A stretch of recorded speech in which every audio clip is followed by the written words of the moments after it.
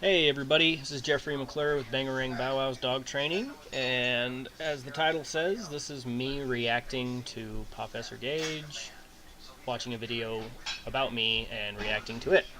Um, so, what I wanted, I was so happy that Gage made a video.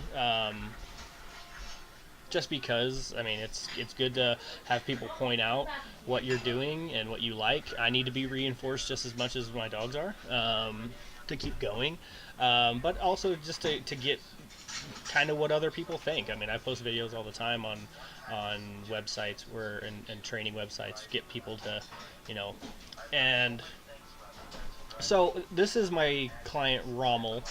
Backstory on him: he's like 3 years old. This isn't the first time I've ever worked with Rommel. I met him like this last summer with his actual owners, who since then went RVing and camping around the United States. And then the reason Rommel's back here is the Rommel's actually with her parents now because she went to Europe. So they're watching Rommel while they're backpacking and hoboing around Europe or whatever you want to call it.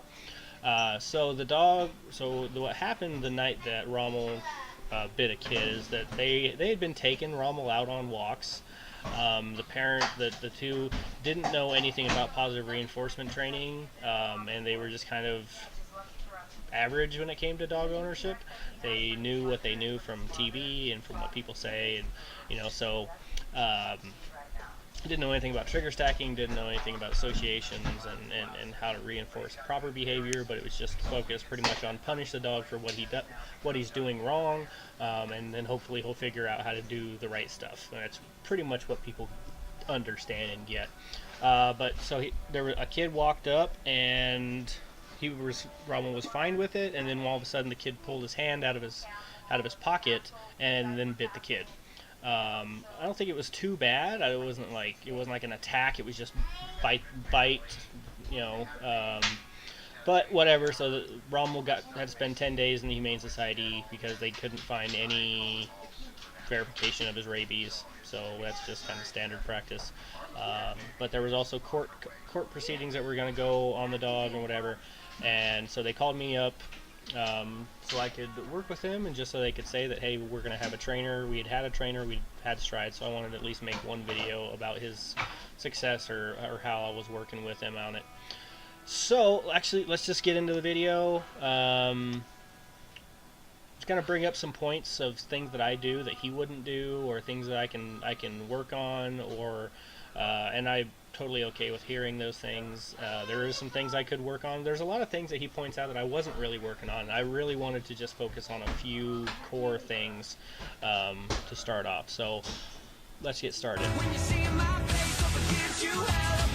I like the new intro. I like the song. I like the kind of the idea behind it. The reason. Now, I may very well be wrong about this, but I don't think I've ever made a video. I'm so like very pleased that I was the first person that he ever reacts to that isn't a balance trainer, that he's not trying to just totally crap on.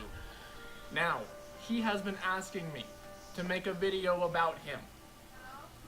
It's not just me. I wanted videos on. I gotta start looking there and gotta stop looking. I wanted videos on him reacting to positive reinforcement trainers and helping them learn what they're doing right in his eyes. Back up. This is Jeff with his company Bangarang Bow Wow's. This is one of the videos he wanted me to go over. This is a positive reinforcement trainer.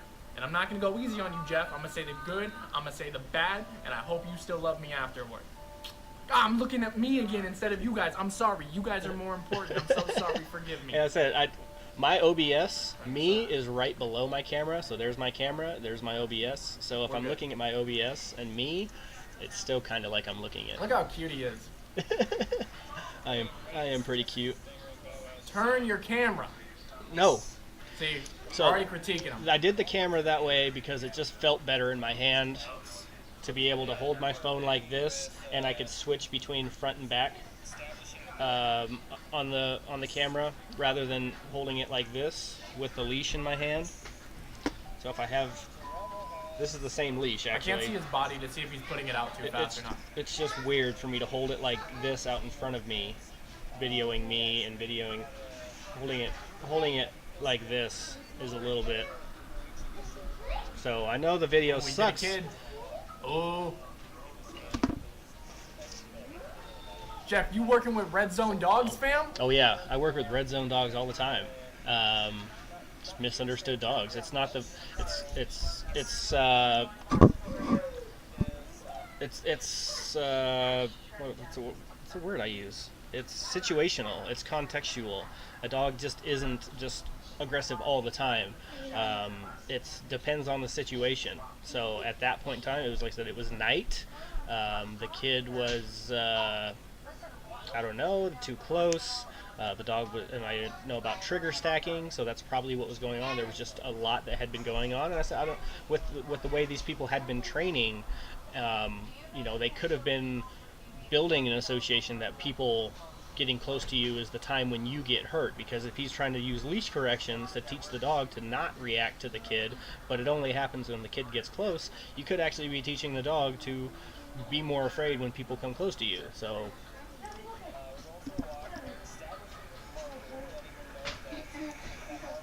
also what I do say, this isn't the first time I've ever worked with this dog. Obviously, I said that before. This is in this round of sessions with the dog. I think this is the third one. I think I had 2 sessions so far, or like an introduction consultation, then a session, and this is a day training session. So it's just like a really short, less than an hour, me working with this dog.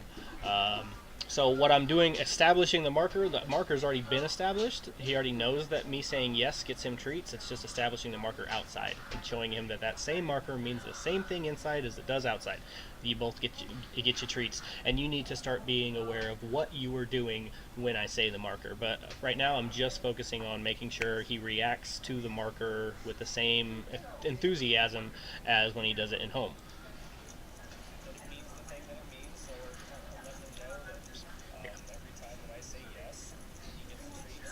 Just building up that bond, the relationship. I like it.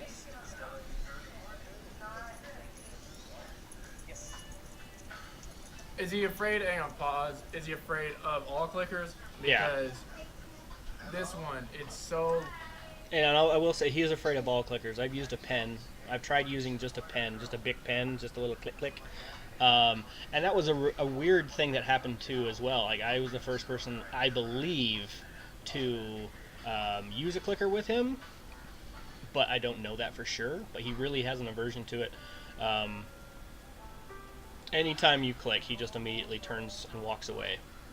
So I don't know if somebody was trying to use it as a punishment at some point in time, because a lot of people just don't understand that clickers are markers, not cues, and they can be really annoying to a dog as well. So if you're using it as an annoyance, like stop that, click click click click click click click, you can build that aversion to it. You have to build the association, a good association with it. And I tried that before. When the first time I met him, I was clicking and treating, and then all of a sudden one time I clicked, and he left, and he didn't want to interact with me anymore. So that speaks a lot to how quickly dogs can change their mind about something, and how you can mess something up that quick. Light, it's yeah, I understand how good that clicker works. It is I have used that clicker before. I use box clickers. The reason I do them is, or the reason I have a box clicker is because your thumb actually has to get inside of it. There's nothing protruding. You can't just accidentally activate the clicker. You have to have it in your thumb. You have to physically get it in there, and so there's no mistakes made by you sitting on your clicker or it whatever, bumping into something. I really try to work 100%. Like the only time that dog hears that clicker is when it's going to get a treat. So you don't give it to kids. You don't let strangers have it and just go crazy with it. That's what I want. I want 100%. So I don't want mistakes, and that's why I use it. And also I can buy these. I buy these from the Doggone Good Clicker Company. I buy them in bulk. They're like 65 cents a piece. So I give them to my clients. So they're really cheap. highly recommend this one anyway, because then you can wrap your finger around it anyway, and then it's there, it stays, and it's biting. And with a box clicker, you can muffle it.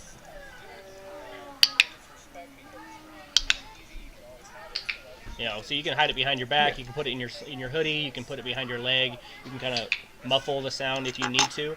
But even at no level, as quiet as I can make this click, he just moved. So here, even when I use the marker, I give him a treat. No matter what he's doing, I give him a treat. So I said yes, and he didn't look at me, so I put the treat where he was sniffing. I like that he's letting the dog just explore, sniff, do whatever he wants, build up that comfort level.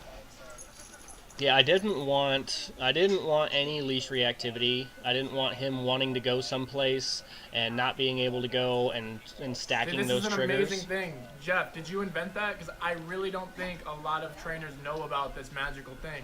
You see this long thing, it's actually the dog? People are like, oh my god, this is why I have to use a shot collar. Or yeah, long leash, and that's why I say line, if I know it's I have a amazing, 50-foot long you should start leash. selling it, man, because nobody If I knows want a about dog this. to recall or I want to have control over my dog at a far distance, I have a 50-foot long leash. They only cost like $15.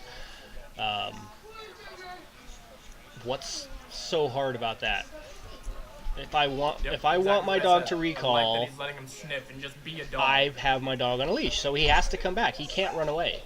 He can't just go off. I obviously work with recall. It's not a crutch. It's not, oh, I can't get my dog to recall without being on a leash.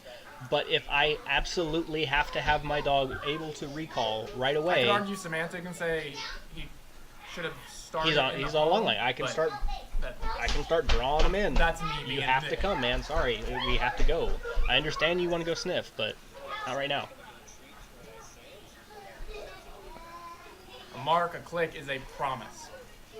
In the one instance where the dog was like sniffing the bricks, the dog was already being rewarded.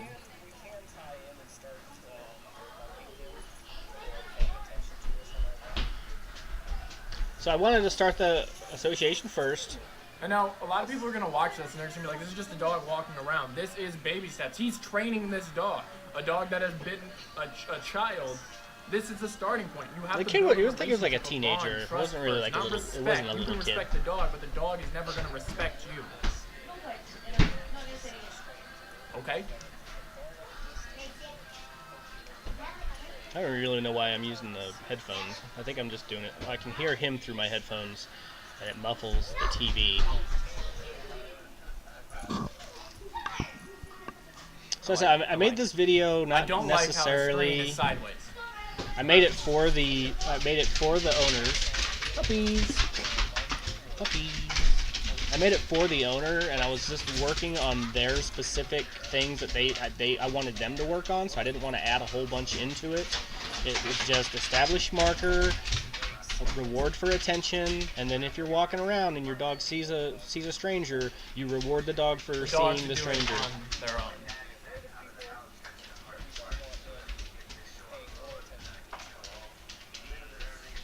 So nice balance there between Alright, so he's explaining paying everything attention well. to other Let's see people how and his then paying execution attention to is. me.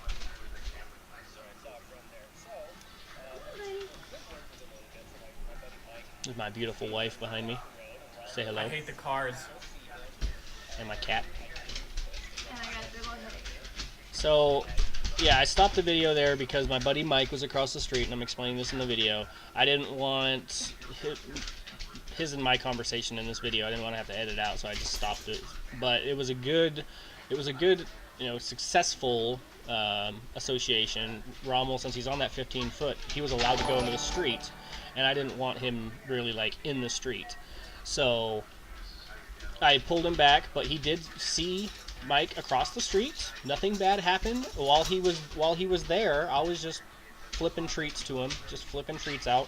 So there's a great, good, positive association built in there that if you see a stranger and we're sitting there talking to him, good things happen.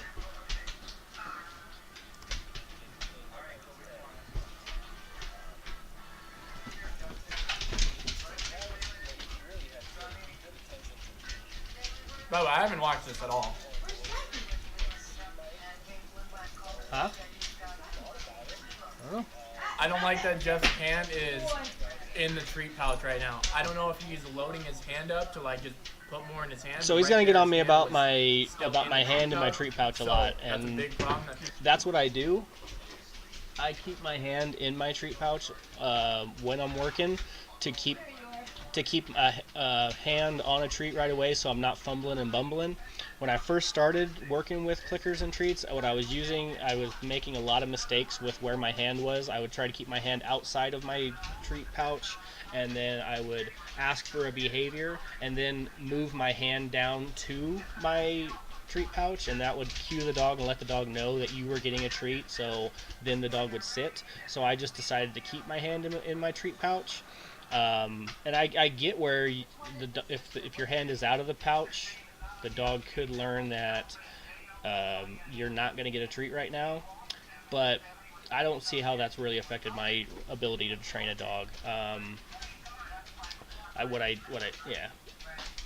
But yeah, I totally understand. But yeah, that's why my treat pouch is always, my hand is always in my treat pouch, always on a treat, so I can just give that reward very quickly. You can load your hand, but that's why you use a clicker or a marker, because it allows you to mark and then have the time to reach in and give it to the dog or animal, whatever animal. So I use a well-defined marker when I say yes or when I click, and then I wait a second and then I give the treat out from the pouch.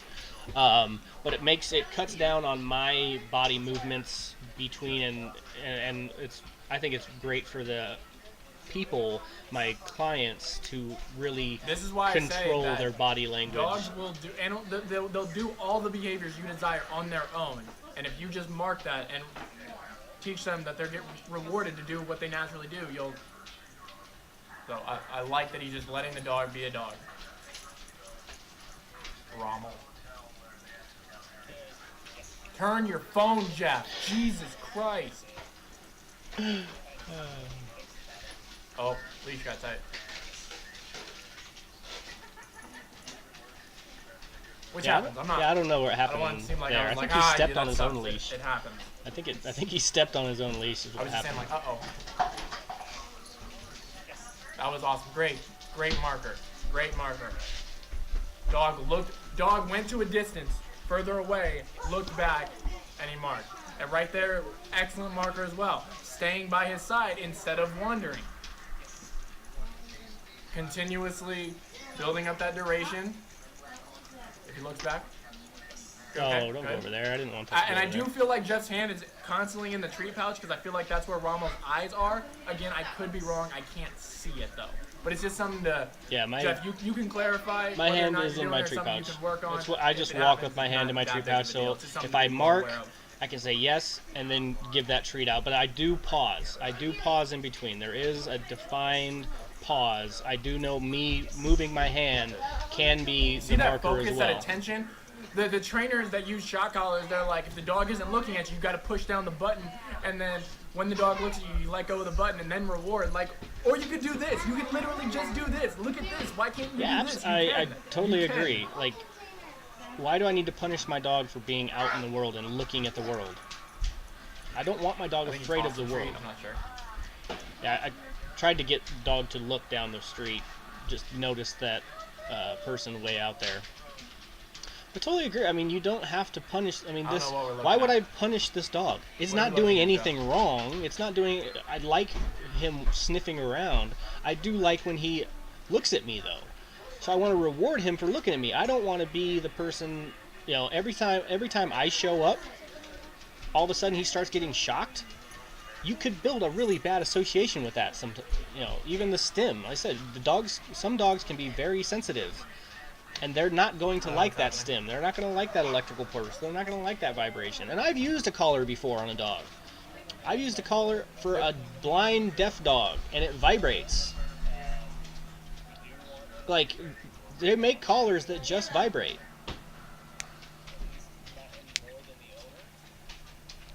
So if you're using it as a somewhat annoyance to get them to look back at you. His hand is in the tree pouch. It is. I see the shadow.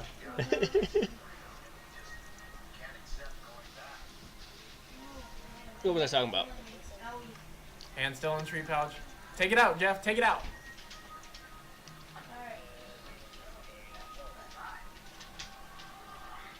So I think the best All right. reactions I had with the dog, it was with this guy. But see, I'm trying to get away from I would the have marked sidewalk. right there, just to remind the dog and get that focus up. I am trying to get away from the sidewalk so that guy can walk by unencumbered and not have to worry about Rommel, and just to keep that distance back. If you I don't didn't want- reward there, then you should have. I don't want I Rommel to couldn't tell. react at all.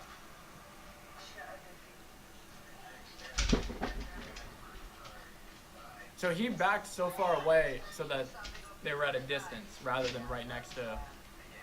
Oh, it's just a guy. Okay. I didn't know if there was a dog as well. I think if there would have been a dog, I would have backed up even further. But I work with a lot of reactive dogs, and I understand that it's distance. A dog doesn't have a problem with another dog if the Good. dog's 300 feet away. And then if the dog sees the other dog 300 feet away and you put some jerky I in like his to let mouth, the dog think. Rather than, like, you can do it, like, So what I'm trying to do once here or twice. Me is personally, is really tap into the neurological the neurochemicals that are being produced. If a dog is afraid of strangers, as soon as it sees that stranger, the body is going to react a certain way. It's going to start producing cortisol and adrenaline and all those neurochemicals that kind of get the heart rate going and fight or flight. So I'm trying to work with loading dopamine and serotonin every single time and build that association with the dog. Every time the dog sees a stranger, boom, there's the marker that it enjoys and something good happens. And I'm just trying to kind of flood that on, but in a good way flooding. Like, I really want this dog to be super excited to see people. And obviously, this is just a small sampling of the work I actually did with this dog. So we do switch later to letting the dog look for a couple seconds, but I want to tap into the subconscious first, the momentary reaction when a dog sees something, because the conscious and unconscious or subconscious mind work on two different things. It's like when you show a picture of Hitler, your body automatically will respond in kind to I don't like this before you even really think about it. I mean, they do studies where, like, they literally flash a picture in front of your eyes so quickly that you cannot respond, but your body ends up responding anyway. So I'm trying to work that kind of way. I would do it once or twice, but then I would let the dog think, because his body language is not telling me he's going to go for the person or that he's getting overstimulated. I like how his body posture is. So after that first reminder, I want to let him make his own decisions. And so I would have just waited it out, and it can be risky. You got to play with it. It's all about Marshmallows. context. But for this example, it's not that he did Make anything some hot cocoa wrong. and put those in there. I just personally prefer letting the dog think and fading out the treats and building duration as quickly as possible. So the best work I had with Rommel getting close, and so that cop he's like 30 foot away. Jeff, you got to strap a phone to, like, your chest or your, like, a hat, and you got to turn the phone. See, his hand's in the treat pouch. Hands in the treat pouch. Hand lives in the treat pouch. Yes, And again, it the lives problem there. with that is the dog can associate that if your hand isn't in the treat pouch, then they're not going to get anything. And I totally agree with that. I totally agree that how those So either load your associations hand can be built. or understand that it's marked, pause, reach in, get a treat, then give it to them. Yeah, and That's see, why I'm you have the just mark. really That's the trying whole to purpose focus of on it. getting that treat to that dog as quickly as possible, but yet establishing a defined marker. Good. So, click or yes, pause, and then I deliver don't know the where the treat. person is, but I did hear them. So yeah, this is a gal that came out. I know she's a And again, she's a he does not have hairdresser. to go up and meet. The And really, he's not One thing that I super hope stranger that he danger says to before the end of the everybody. video that he hasn't. It's is not like one of conditioning those his dog things, to be but it muzzle was system a as certain thing. bitten. And Now, if you're there is afraid that of shadow muzzles of or you don't doubt in understand him. properly conditioned, if you just shove a muzzle on It's not every single person, but I am still trying to build more positive associations with strangers than just working on strangers that he is afraid of. I don't want him to be afraid of any stranger. So every stranger we see for a good portion of time is an awesome thing. But yet I'm still rewarding. So the dog is still paying attention to me. And I agreeing with him here on muzzling. I tell all my clients to condition their dog to enjoy wearing their muzzle, because the likelihood of a dog being muzzled in its life is fairly great. If any veterinary procedure where they're taking blood or anything like that, most likely the vet is going to use a muzzle so the vet doesn't get bit. So if your dog sees a muzzle and isn't conditioned to it and it gets put on, it's going to freak out. Just like it's never had a collar on before, or never had a harness on before, or never been in a kennel before. All those things can just be really super stressful to the dog who's not used to it. So conditioning your dog to the muzzle, to a collar, to a leash, to a harness, to a kennel, all those things are great things to do for a dog, because training is not about your dog listening to you. Training is about your dog being able to understand its world. It does not understand why this thing is going over my mouth. It's really uncomfortable. I can't breathe. I can't bite. I can't protect myself. So it could be causing a lot of stress with your dog. So it's better to counter condition or just condition them to actually enjoy it. A dog's face, it can make even worse behavior. But if you properly condition it, any and every dog can have a muzzle, and they're comfortable wearing it. Yeah, I repeal. And don't get the mesh muzzle where there's no opening and it's like cloth. Get the Baskerville muzzle, okay? Always. But again, you have to properly condition it, and you don't buy it from barking dogs or anything. When I worked at Petco, I can't believe. I made a lady cry. I never told this story. I made a lady cry because she was buying a muzzle. That's horrible that lady was going to use a muzzle to keep her dog from barking on a walk. I think that's just... It's like people... But he did everything. The dog was out. And yes, we don't know how the dog was before. So I don't know how great this video is going to be compared to my first one, because I'm thinking in my head of what I've already said about this video, but it's not in this one, it's in my other one that I did. The dog reacting, that is just reinforcing the undesirable and dangerous behavior. So by nothing happening, that's everything happening that you want. So I hope I explained myself well with the things that I wasn't doing that he said I wasn't doing. And obviously, I appreciate when he said I was doing things that he liked me doing. Who doesn't like getting a pat on the back? Like I said, I had worked with this dog before. The marker had been conditioned and had been associated before. The phone is a problem, yes, I know, but I have a chest thing, but it still has to be where I'm looking. You know, I can't, if I was walking down the street this way and the dog is over here, I'd have to turn my body to be able to see the dog. Same with my head. I'd have to be constantly looking at the dog the entire time. So yeah, I mean, this wasn't a video where I was trying to make a super awesome video. But yeah, nothing happened. And that's the best type of session, is when nothing happens.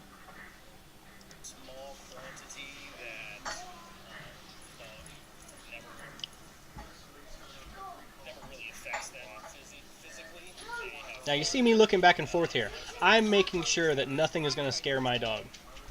I'm making sure that there's nothing going to pop out. I hit those notes. Don't even try to say I didn't, because I did. Look how tangled up he is. Jeff, some balanced trainers would say that dog has too much energy and isn't balanced because of that. Dude, it's getting so tangled. Damn, you untangled that really well. I can't get That's why I like having a long leash. I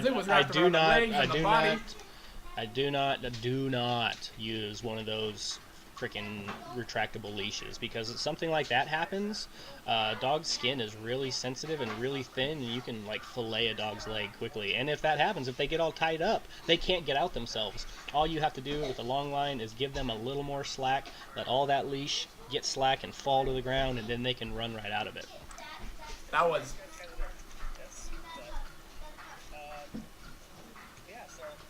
Don't hear my stomach growl? I need to eat. I did hear that stomach growl.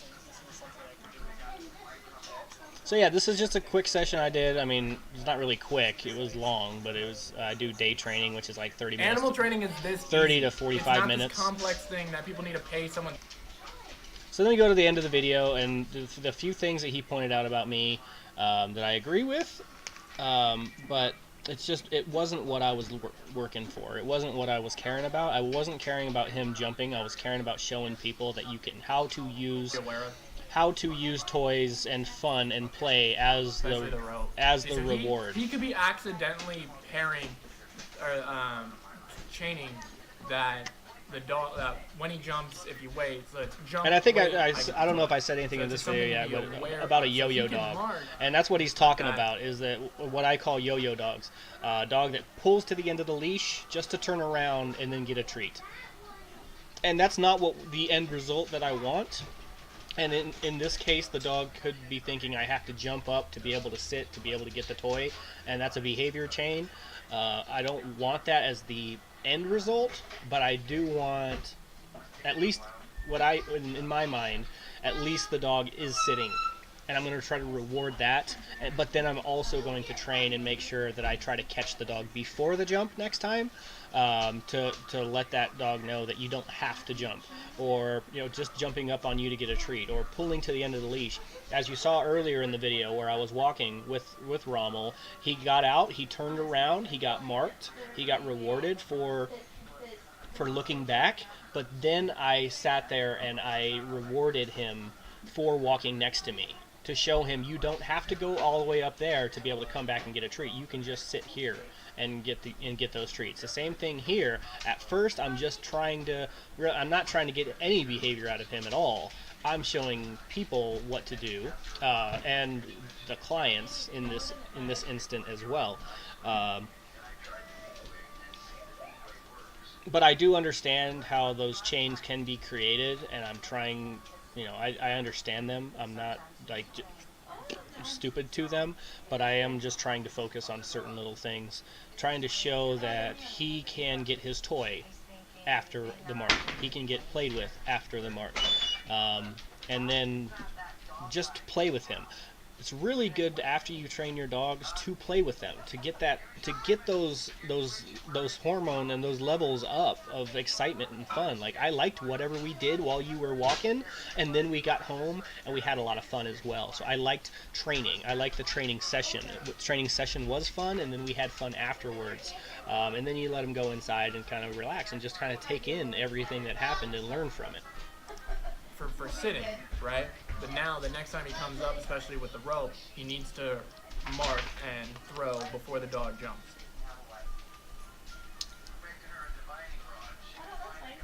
Good. Okay. Now we have the rope again.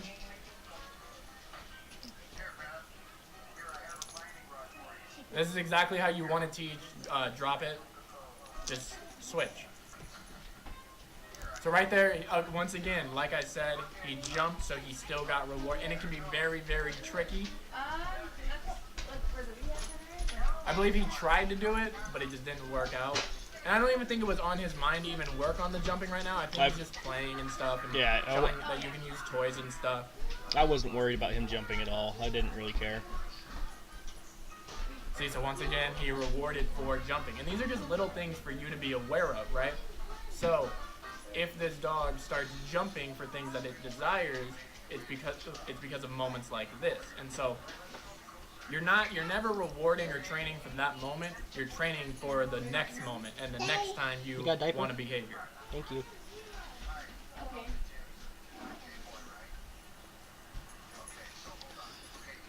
So yeah, I really appreciate Again, if you don't have a Gage, problem with the dog jumping and it's just play, you doing this video. I really appreciate it. My dog does high five, and that's jumping. So and yeah, if you want to do any more videos on me, or if you want to call me and let me know, that's fine.